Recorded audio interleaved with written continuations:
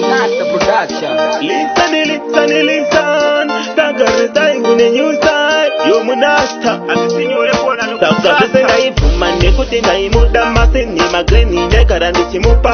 Azine saziva kanu manyana kupa. Nakasuka juma kachingwa masupa. Funza Munasta na ite mutrasta. Azise domba kasi ya anti-blasta. Shikanzi gipsi anti-cheta marasta. Nakuteta pasta ya tova disaster. Ndakazo chinja patani mukoma pantani. Tanganda perani sarani zina fashani. Pandurure wakwani. Ndakazo chinja patani mukoma pantani. Tanganda perani kingo tenga shimamini. Anzandi di vaselini. Yamuye kuda kudiwai. Yaka konteresa ndikotiwai. Nindikazo chema panika patofiwa. Funza Munasta kare kabudariwa. Kutoratiwa Baskita geni naka itaro muteni. Kutora tosindo kanda pateni. Anundipira kosi kushika makuseni. Anorova muti shesene kodeni. Ndakazo chinja patani mukoma pantani. Tanganda perani sarani zina fashani. Pandurure wakwani.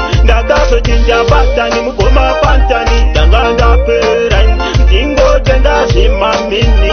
Anzandi di vaselini. Nakasisenda ifuma nekutinda imuda masini magreni nekarandi chimupa. Azine saziva kanu manyana kupa. Nakasuka juma kachingwa masupa. Funza Munasta na ite mutrasta. Azise domba kasi ya anti-blasta. Shikanzi gipsi anti-cheta marasta. Nakuteta pasta ya tova disaster. Ndakazo chinja patani mukoma pantani. Tanganda perani sarani zina fashani. Pandurure wakwani. Ndakazo chinja patani mukoma pantani. Tanganda perani kingo tenga shimamini. Anzandi di vaselini. Yamuye kuda kudiwai. Yaka konteresa ndikotiwai. Nindikazo chema panika patofiwa. Funza Munasta kare kabudariwa. Kutoratiwa Baskita geni naka itaro muteni. Kutora tosindo kanda pateni. Anundipira kosi kushika makuseni. Anorova muti shesene kodeni. Ndakazo chinja patani mukoma pantani. Tanganda perani